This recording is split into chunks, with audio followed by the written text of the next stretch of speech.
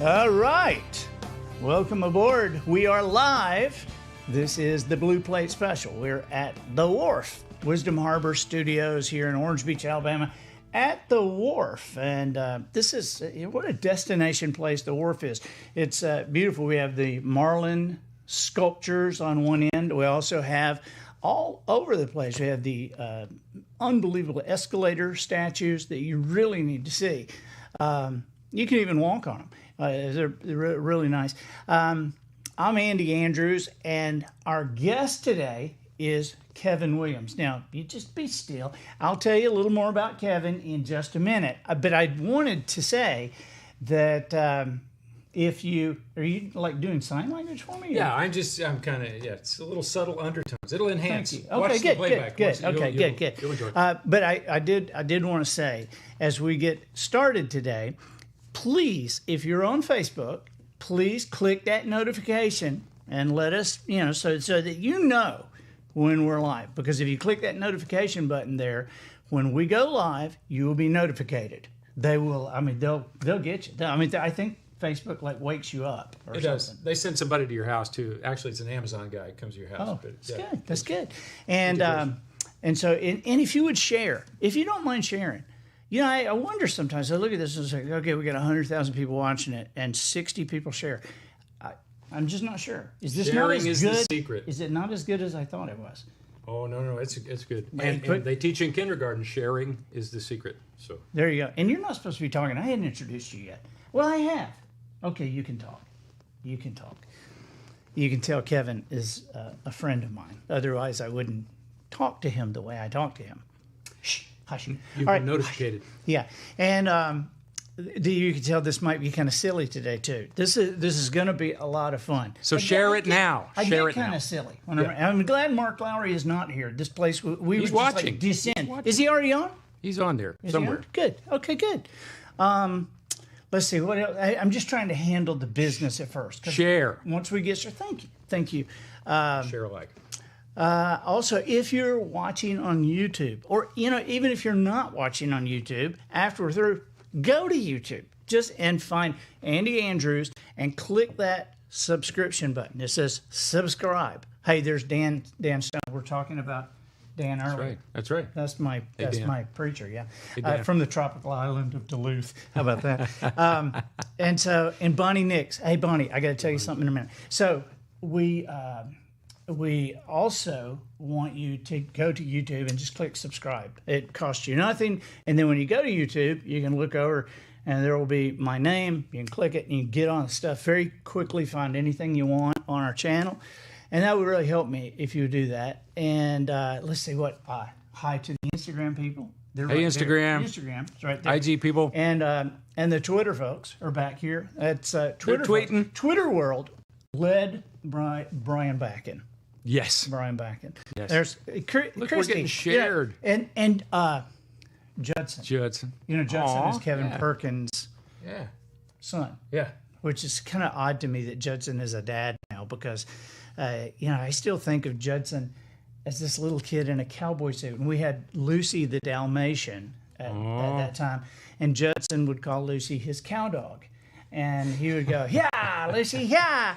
And we'd say, whistle for Judson, and Judson couldn't whistle, and he'd go whip whip whip whip.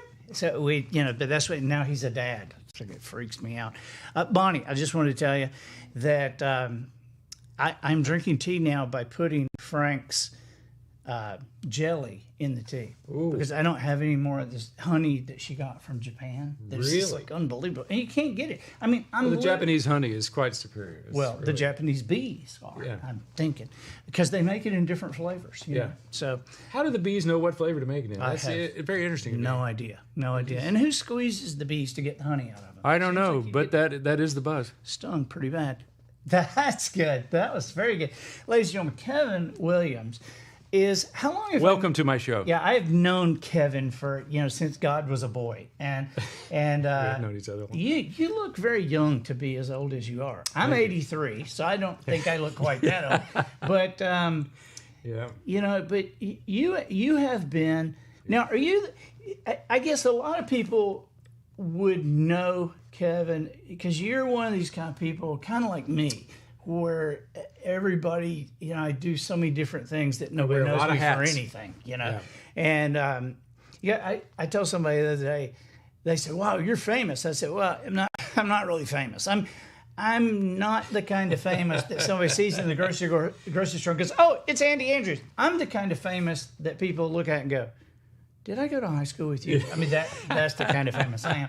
But I guess most people would probably know you from being the smart ass on Gaither's stage. Well, I've been with the Gaithers for 28 years almost now, so that's quite a chunk of my career. And you're like the band leader, musical director. What would you call yourself? So on the live dates, I've been band leader for quite some time. I signed on to be a guitar player, and that's all I ever wanted to be. And then, well, that's not entirely true. I did aspire to be a band leader and producer and that kind of thing, and which I've gotten to do. And then on the TV shows we've done down through the years, Ben Spear was our musical director for years, and then a lot of that fell to me in later years on different TV shoots. And Bill is always that title's a bit of a misnomer probably because Bill is such a hands-on producer. He's got the final say-so and all that. But I'm just a master facilitator. If it needs to be done, I do it. I sweep a lot of floors and I lock up at night. So I love being around Kevin because Kevin and I think a lot alike. It's really strange. It is strange, and then you add Mark to our mix or add us to Mark's life. It's pretty funny. But Mark Lowry is like. So he's watching, but he is one of the strangest, most awesome people you'd ever want to meet. And I worked closely with him for I guess 18 years with a vocal band or something. I don't know how long. Only seemed like 30, but go ahead.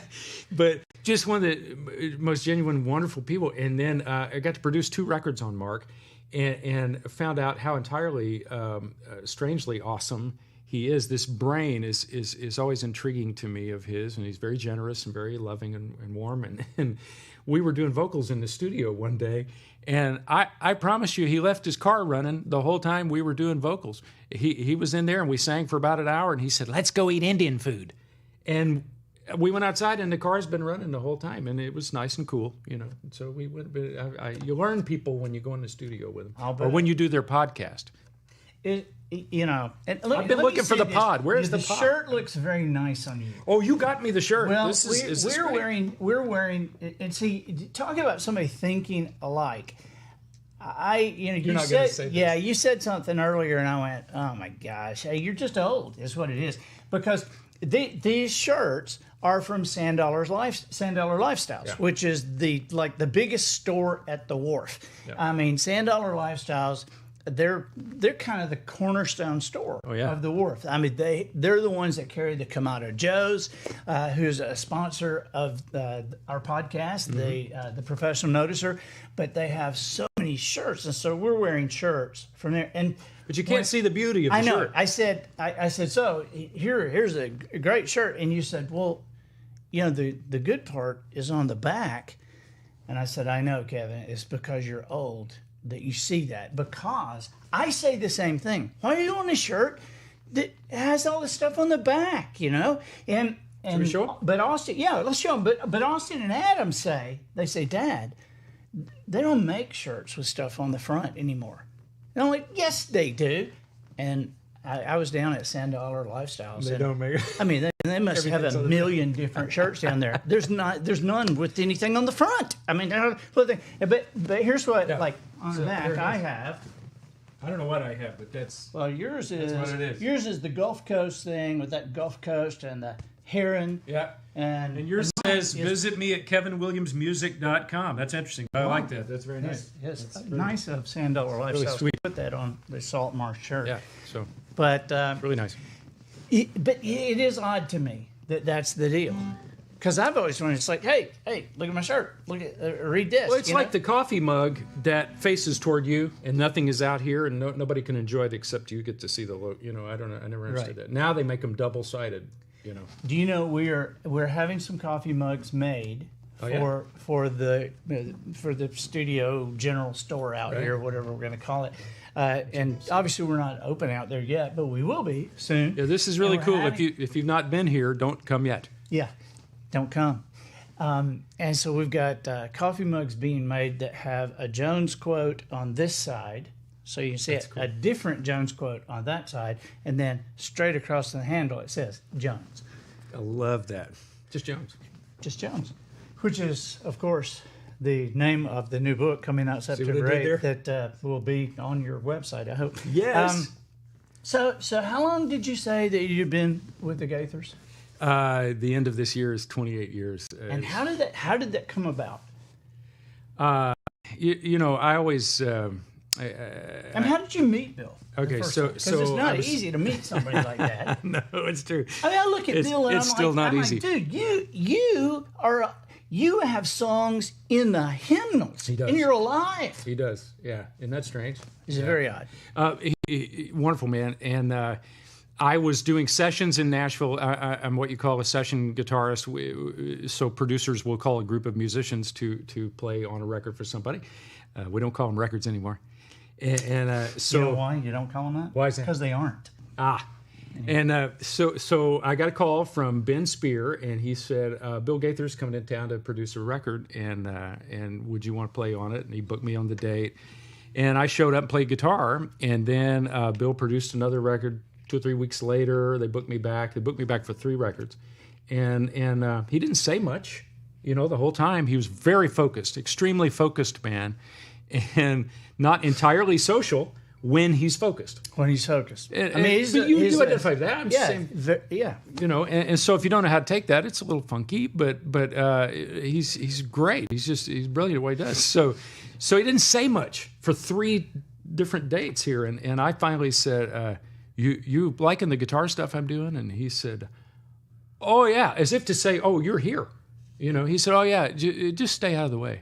Well, he would have told you long before that if he didn't want. No, totally. That was the point. You wouldn't have come back the second day. And so I was getting to know him, and about 4 months later, I got a call from wonderful songwriter Jeff Sylvie, who was dear friends with all of them, and Jeff said, "Hey, you want to go on the road with the Gaither vocal band? They're needing somebody," and it was very informal like that. They said, "You don't need an audition. We've heard you play, and we like what you do. Just come out and see if it works." And I did a weekend with the Gaither vocal band in Chicago and Michigan, and I forget where, and it was a great weekend. And I played horribly, and they.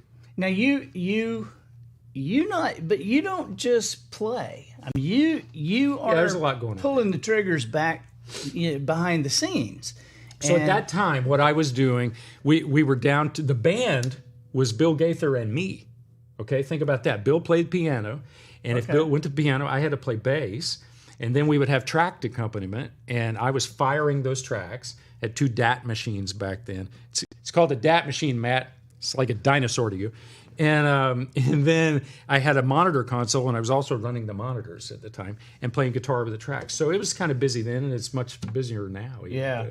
Well, strange. SB, by the way, I'm seeing you guys come across the screens and all, but SB is back. Yay! And she is talking with you guys. So so SB's answering questions and live chatting while we're. She's the best. Yeah. So she is. Yeah. I mean, she is the best. Polly says SB's a genius. So. And she certainly knows where the body's buried. I'll tell you that. And she's been with me for like 29 years. So now great. You say it wasn't an audition. Yeah. So it was basically But it's like Wes Hampton. Yeah, he didn't audition, but they had him for a month, and he didn't know if he had the job. Well, and we auditioned a piano player that way, Matthew Holt, that's been with us now for years. He had a 6-month audition, I think. But Bill just said, come out and see if you like it. And I went out sight unseen. I rehearsed what they sent me, but I still played it badly because I was nervous. And it's Bill Gaither, for Pete's sakes, And this was what they called the Gaither Trio and Gaither Vocal Band evening. And the vocal band was Michael English, Terry Franklin, Mark Lowry, and Bill Gaither. And then Gloria would go on those dates, and it would be Bill, Gloria, and Michael singing some of the trio stuff. And it was a wonderful evening. And okay, but there was something. I was just shaking. There was something happened that night, and I've never. You're backing me into a corner. Yeah, I know. I've never. Because I am. I'm trying to steer you to this story because I've never forgotten the story. Because this is one of the best. Pull yourself out of a fire stories I have ever heard. But it was in my not life. intentional. It was strictly Yes, it a God was. moment thing. No. So I'll tell you. And very few people know this story, but now everybody's going to know this. And Mark, you were there that night. Of course, Mark doesn't remember yesterday, but it's fine. So we were in Chicago. We were at Moody in Chicago. 5,000 people in the audience. This is my second night with the Gaithers. And 5,000 people in the audience, and we were live on the radio on Moody Broadcasting. So I don't know how many people. Which that was Clear Channel Oh at the my time, gosh, all over the world. That was huge, and it was probably 5,000 would have been the biggest crowd I'd ever seen at the Yeah, time. 5,000 live all over the world. This is Moody Broadcasting. Yeah, I mean, all over the world. It was a very dignified, wonderful evening, and we'd had a great time, and Gloria had spoken some wonderful words, and we were going to end with "The King is Coming." And they were on these tracks that looked like a little bitty VHS tape, is what it looked like. And it had two players that were identical, and it would take a while to get from cut to cut. And we had to use a track on this because it had all the brass and the big orchestra stuff on it. So his cue would be to just point behind his back. He would point like that to me, and I would hit play and hit that thing. So he did, and I did. And I knew that was going to be our last song, and then we would go into another little chorus of "Get All Excited" that we would sing at the end. So I knew that was going to be after whatever the last song was, and I was going to get All Excited ready while we were getting into "The King is Coming." You had to do that, right? You I had love to stay this. ahead. A disaster coming. Oh, ladies you and can see gentlemen. the trains coming, one from the east and one from the west. That's old Bob and Ray bit. Okay, so they do the first verse, and they get into that second verse. I can hear the chariots rumble. And it's just, everybody's on the edge of their seat. I can see the marching throng. And I go to eject the dat that's in the other one, but I eject the wrong one. I eject the one that's playing. I stop "The King is Coming." And the king never came to Chicago that night. It was as an abrupt of a halt that you've ever seen in your life. And I remember Michael English just going, And what did Bill do? okay, so by that time we're in the key of E, and Bill can't play in E. So he goes over to the piano and he sits down and he's trying to finish it, and it looks like a bad Jack Benny moment kind of happening here. And all the singing is just dying out, and Mark's looking over. He's smiling real big, but he's just going. Yeah, Mark's right, because he's loving it. He's loving it. He doesn't know what happened exactly, but it's disaster, and it's For entertainers, that's the best. Oh my gosh! And I'm cringing because I can't redo this moment. I can't correct. I've crashed the plane, and the king is not coming now. And so the thing just dies, and Bill moves to the piano, and Bill is a master of salvage. Oh, yeah. I don't know how he does this. And I wouldn't look up. I was literally shaken. And I thought, well, I've bought myself a Greyhound ticket back to Nashville. I'll never see the Gaithers again. The day the Gaithers died. Okay, so he sings, "There's a sweet, sweet spirit in this," and he's just moving around some chords and stuff and singing some choruses and trying to figure out where he's going to go. And he comes and he won't look at me. And he says, "Honey, pray." And Gloria prays, and I thought, oh my God, it's just disaster, Andy. I can't tell you. Have you ever just had that cold sweat? Oh yeah. And I feel like I just slapped the Queen of England on the bottom or something. It's just, oh my gosh. And so she prays a beautiful prayer. And did she put anything in there about saving your life? She prayed. Circumstances do not affect that lady when she prays. She prayed. It was great. So she gets to the end of the prayer, and he won't look at me. He did not look at me. He just called "Because He Lives." And I cue that track up, and that hits on a downbeat. And so I've got that track, and I'm trying to get it in there with my hands shaking, And I'm thinking a plumber. I might be a plumber. That'd be good, So after she prays, he says, "We've got a new kid with us tonight." He hadn't introduced me all night. He waited till I absolutely shut it down to introduce me. And he has no recollection of this either. He doesn't even remember this happening. He said, we got a new kid traveling with us, and his name's Kevin Williams. So give Kevin a good hand tonight. And he's still playing. And they applaud me, and I'm going, wow, this is awesome. You're okay, great. Well, glory be to God. And he says, Kevin's the one that stopped that track. He said, why did you do that, Kevin?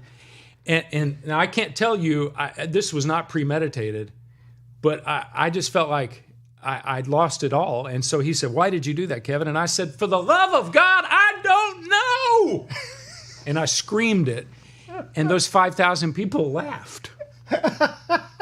And when they laughed, and he looked at me, and all of a sudden, the moment was salvaged. It was a different moment. And he said, how sweet to hold. And he started singing Because He Lives. And I hit it on the downbeat, and we got in. And I'm still thinking I'm gone, you know. I thought, well, now I did something I didn't even plan to do. I've done a joke on the Godfather's stage. And he comes around me as they're singing Because He Lives, and he puts his hands on my shoulder, and he says, you're going to work out. This is going to be good. Wow. And it was the best moment of reconciliation and forgiveness, and, you know, I mean, because I had really messed up.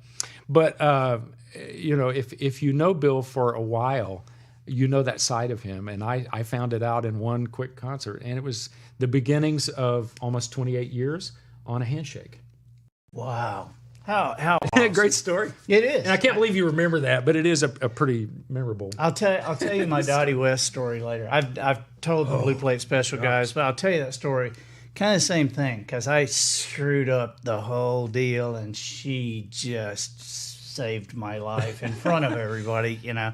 So, hey, we play some. Well, I brought a guitar. I thought you'd never ask. Yeah, I love. And last night, one of the great things to me about my life is that I know people like Kevin and Mark and Jimmy Yeary and thank you. Oh yeah, give you a little underscore. Andy Griffith there, and so my boys have grown up with Polly and I in the living room of our house, talking with people like Kevin and Jimmy Yeary's practically their uncle, yeah. and the Isaacs were in the living room one evening. It was right after Thanksgiving. Yeah. They were getting ready to do their Christmas tour, and they just set up in the living room because they had to practice some stuff.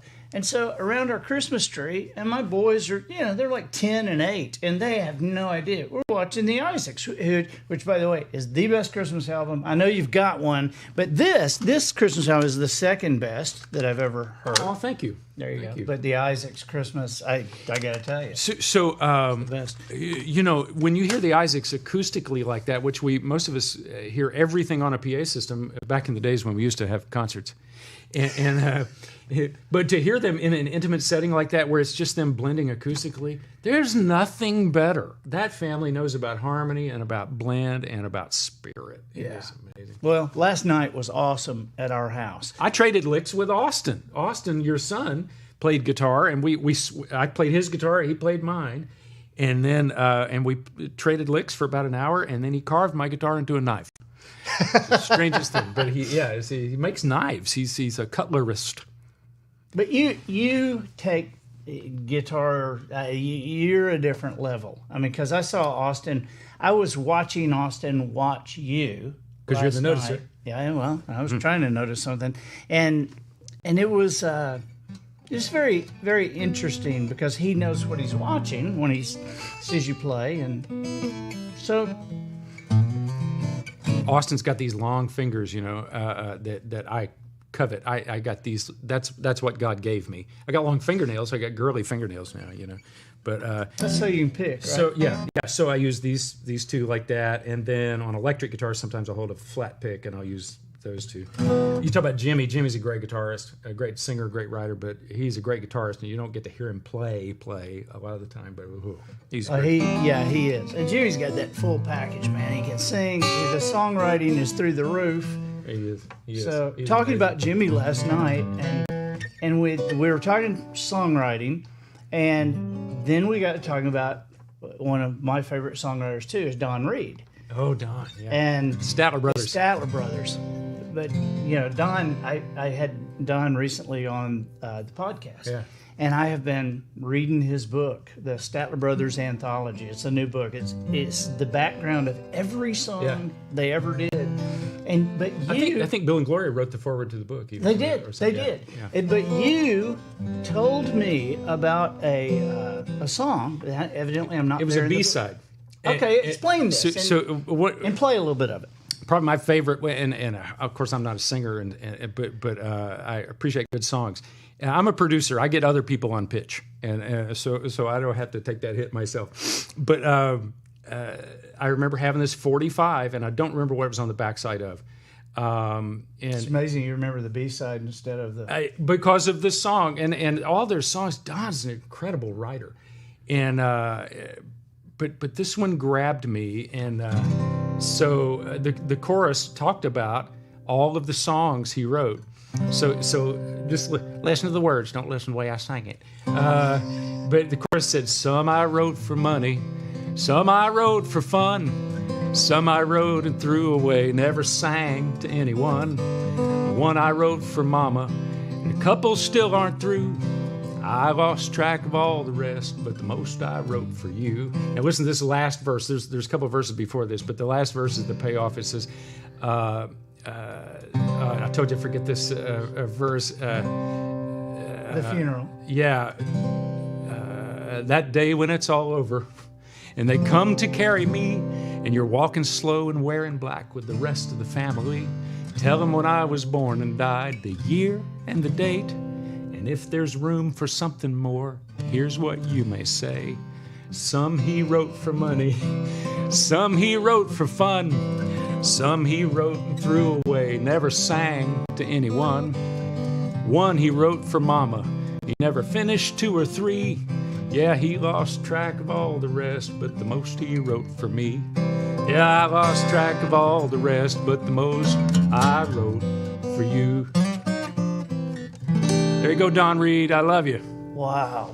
When you were doing that last night, I didn't say anything, but when you were doing that last night, I taped you. I was awesome. Yeah, I did, and I feel violated. But I got to tell you, I as soon as you were through, we were talking about something else, and I sent that to Don, and I said, hanging out in our living room tonight, wish you were here, AA.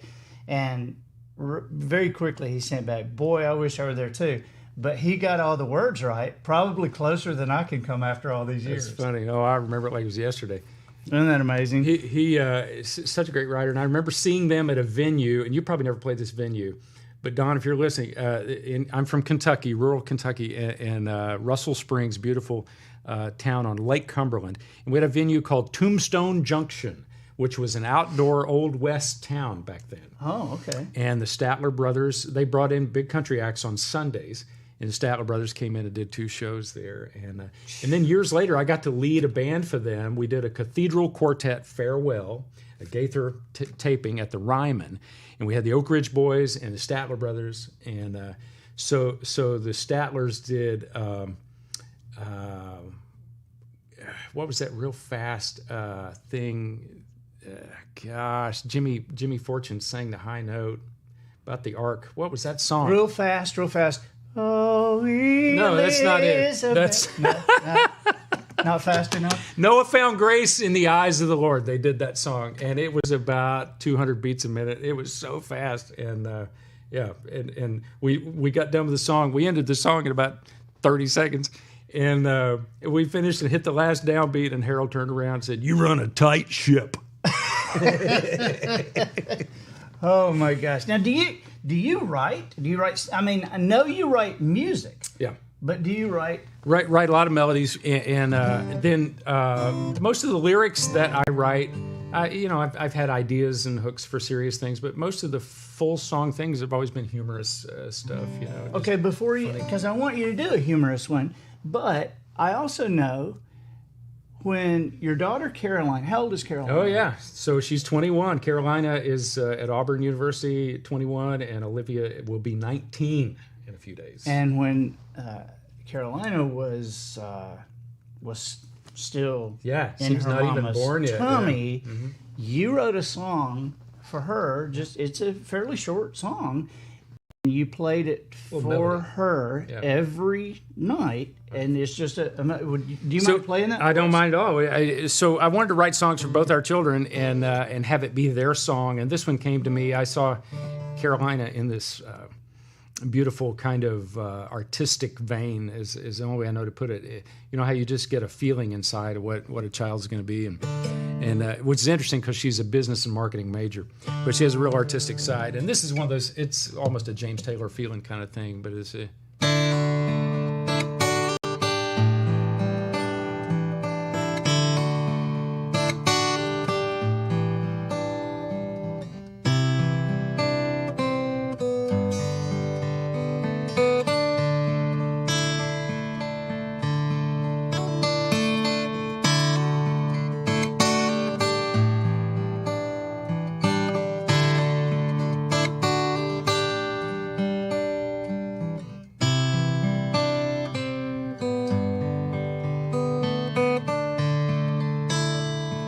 Here comes the moody part.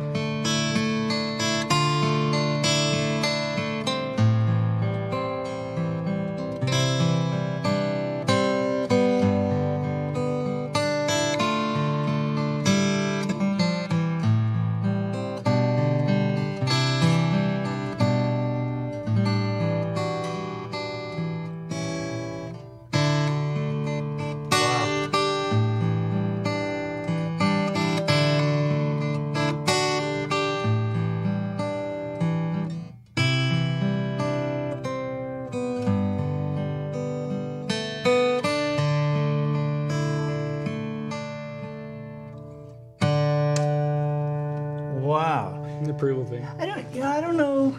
Maybe I would have picked up James Taylor if you hadn't said that. But I definitely hear that. Or did you? And I know you knew Steve Warner very well. Steve's a good friend. I knew Steve. Been a blessing to me. I haven't seen Steve in years, but I was around him a fair amount when I was doing Nashville Now back in the day. And what a great guy. And so he was a big influence. But it's curious to me that you go, no, this kind of James Taylor. And do you separate in your mind like how something how would Chet Atkins if you think that was a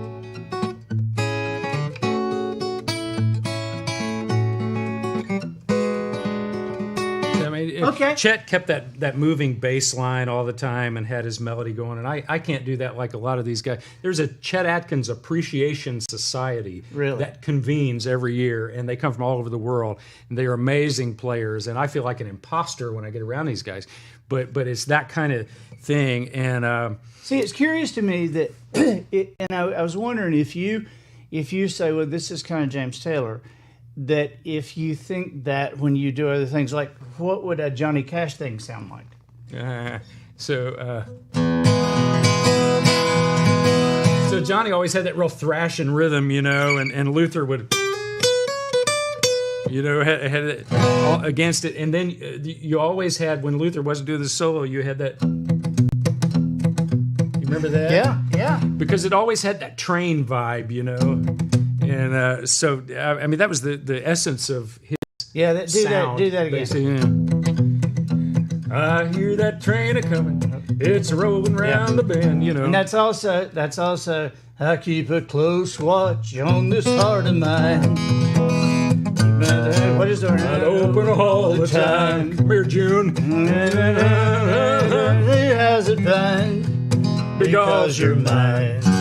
I walk the line. Brought to you by Just Jones. You ever noticed you never seen Johnny Cash or what's the talking horse? Mr. Ed. Mr. Ed in the same room at the same time. Wilbur. I never thought So about what about like classical stuff? Because you do so many different things because you're Gaithers having so many guests in, and it's like everybody only gets 2 songs. And so you're having to do, so it's like... Well, in the studio, they'll ask for, different kinds of styles and things. But in fact, this is one that I wrote for Olivia, which is a more classical kind of feel. I'm not playing it very well.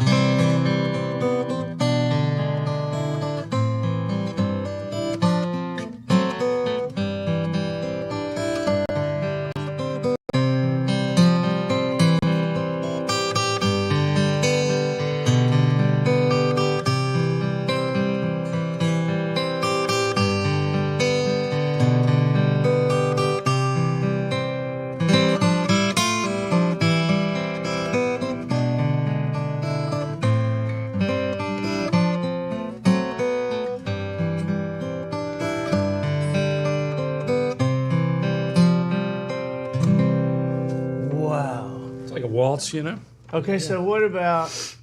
I'm just trying to think of some different styles. Give me just a style of like a Spanish like a flamenco, a Spanish.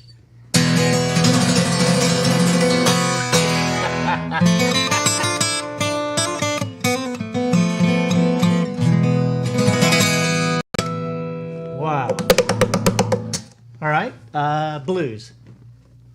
Well, so you got like Mississippi blues. Make Polly happy. It's just swampy, man. So a lot of times, especially in country music, you'll hear the acoustic guitar start. Oh, sure, Shelley said that was awesome. Well, obviously you're a wise woman, Shelley. But there's that kind of blues, and then you got that more Chicago blues. Kind of back porch kind of thing too, and then. If you're moving around states... Motown. Oh, so... Well,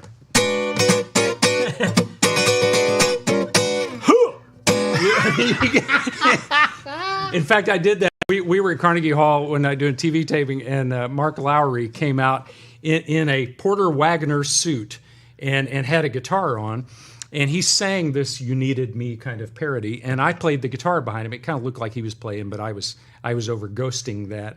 And at the end of the song, I just went into the James Brown, and he started jumping around. It looked like it was one of the funniest things I've ever seen on a Gaither video, actually. And he jumped all around the Carnegie Hall stage while the band vamped on. That's saying on an E9. He's done a bunch of. Okay, so end my little around the world on your guitar thing with something. It's not like Southern rock from Alabama. What's Southern rock from Alabama?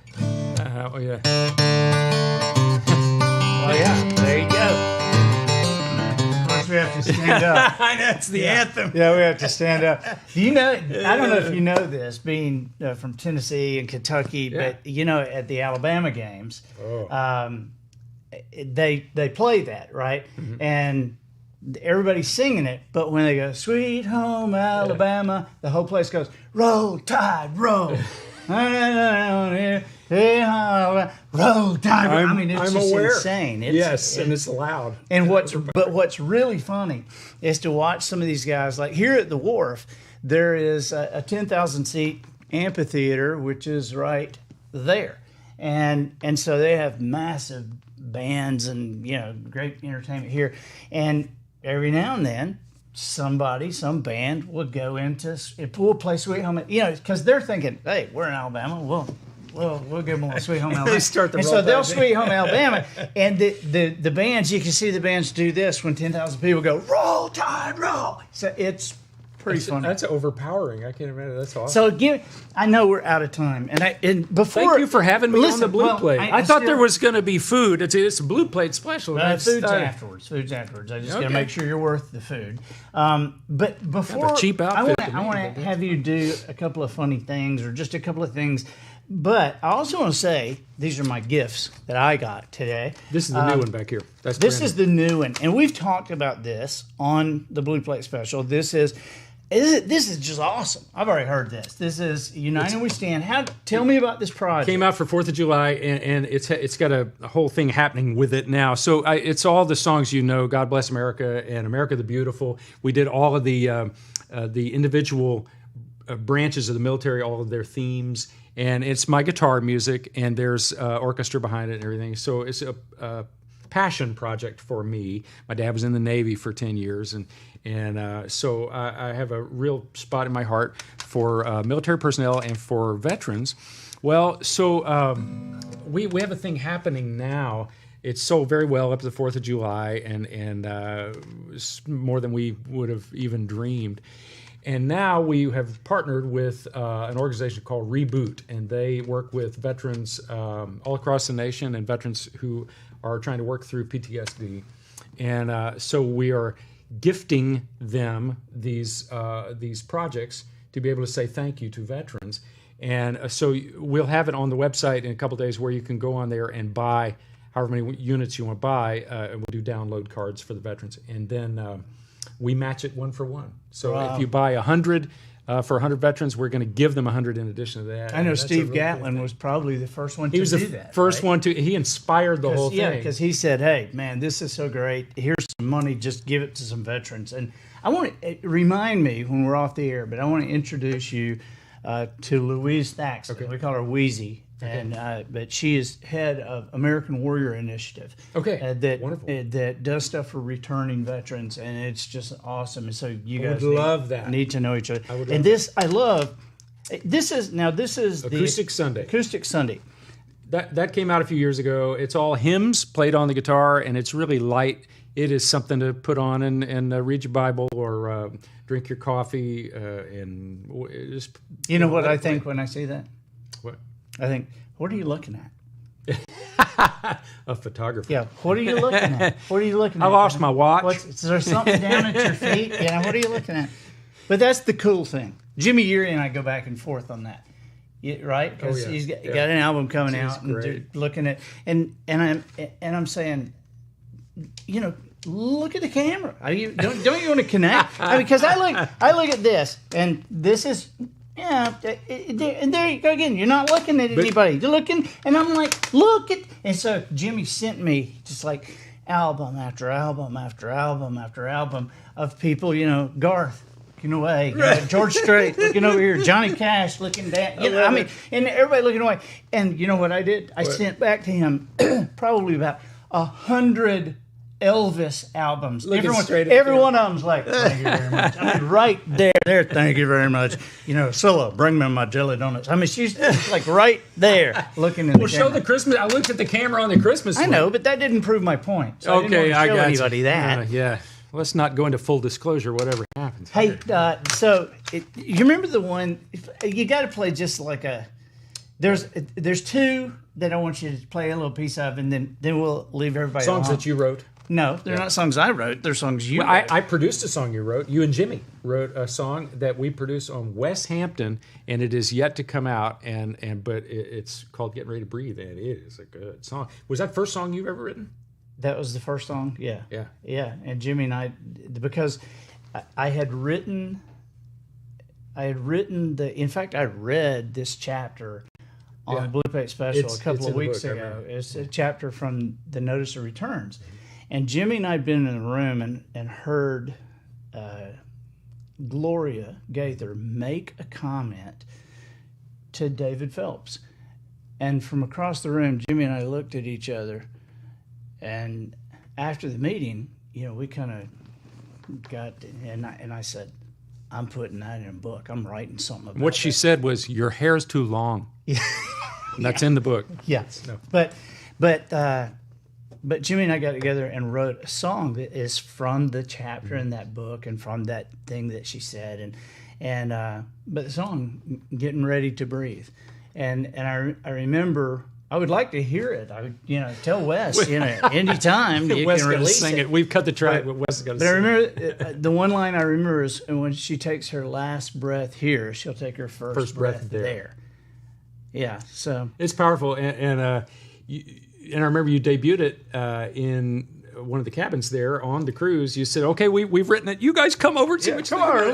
That's the way songwriters do, right? It's just the most. It's like birthing a baby. It is, and you want to show off the little baby, and you can't wait for the first comment or the first eyebrow to raise because it's nerve-wracking until then.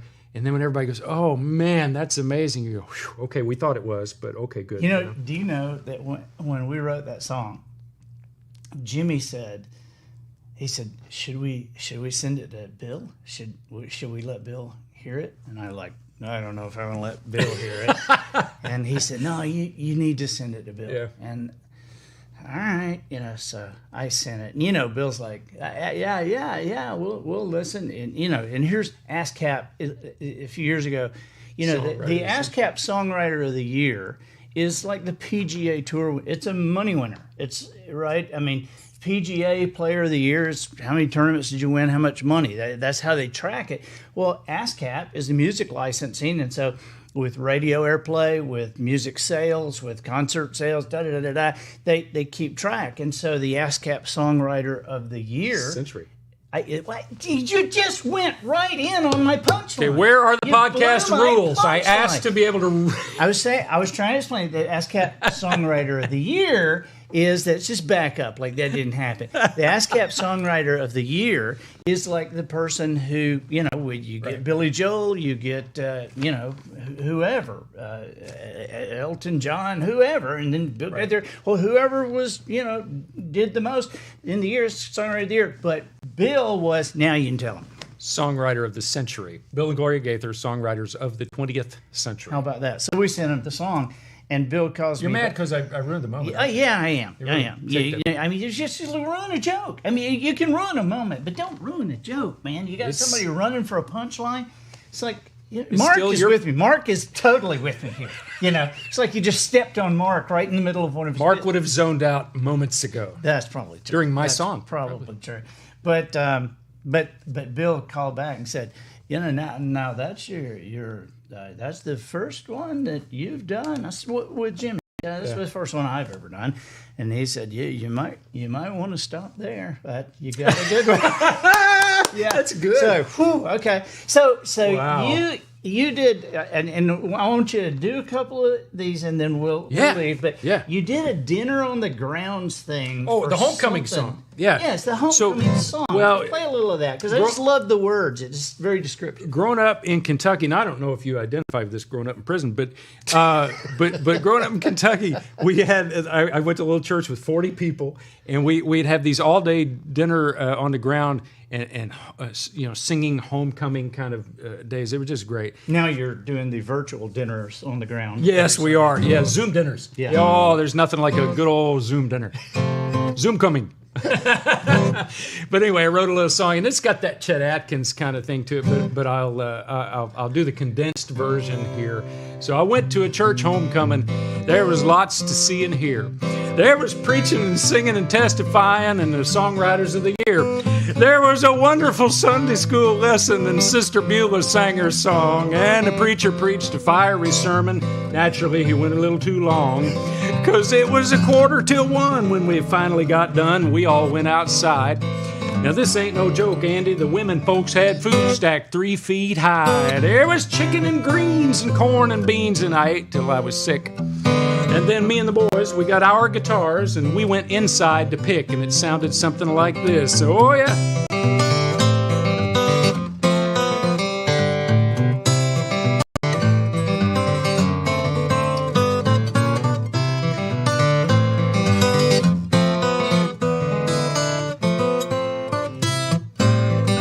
Here comes the hard part, right?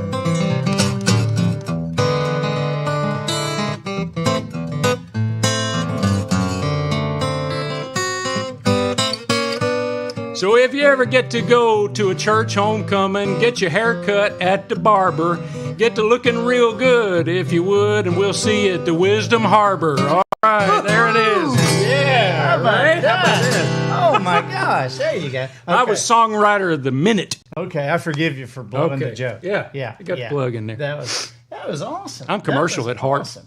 Hey, by the way, Kevin will be headed back to Nashville, but we are going to do another Blue Plate special tomorrow. So 12:15, do another. But this afternoon, Kevin is going to be here, and we're going to be recording the Professional Noticer podcast. So be watching for Kevin on the podcast, and I've got bunch I'm of honored to different do that. questions. I'm excited about it. So You are truly the noticer. I have observed that about you, and you know, it's more than a brand and a theme with Andy. He, for instance, I made a strange comment, totally offhand last night in the middle of some conversation went by, that in the mornings I just enjoy sitting there with a cup of coffee and a piece of toast and being quiet for a little while. And this morning, the first words out of his mouth, "Hey, get your coffee and your toast, go in there and be quiet." That's the first. This is crazy. So I want to hear this and then we're going to say goodbye. But I just play a verse of Nosy Rosie. I just think this is hilarious. And you wrote the words and music of this. I just think this is just a funny song. It happened in a little congregation Sunday night. A tiny lady in her 80s, her hair snowy white, stood up to give her prayer request. True story. And with no guilt or shame, she requested prayer for all the sinners there. And she called them all by name. She said, "Let's pray that Brother Ben has strength to make some better choices than spending all his hard-earned money betting on the horses. And Sister Mary Jean's been seen at Brother Orville's house discussing choir arrangements in a very low-cut blouse. They called her Nosy, Sister Rosie, with a Bible in her hand, spreading gossip all she can. She'll meet you at the altar and she'll ask how she can pray.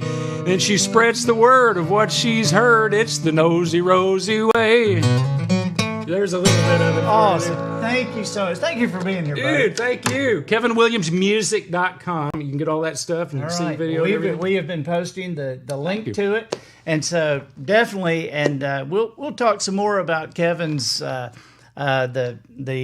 Patriotic CD. United We Stand. Yeah, United We Stand. Sorry, but. It's all right. I messed you up before. I'm trying to redeem. Okay. It's okay. I'm still trying to get over that. But thank you for being with us, and we will see you tomorrow with another episode of the Blue Plate Special. We really appreciate you being here. I'm glad I was here. Bye, y'all. That's awesome. Dude, I got the plug in.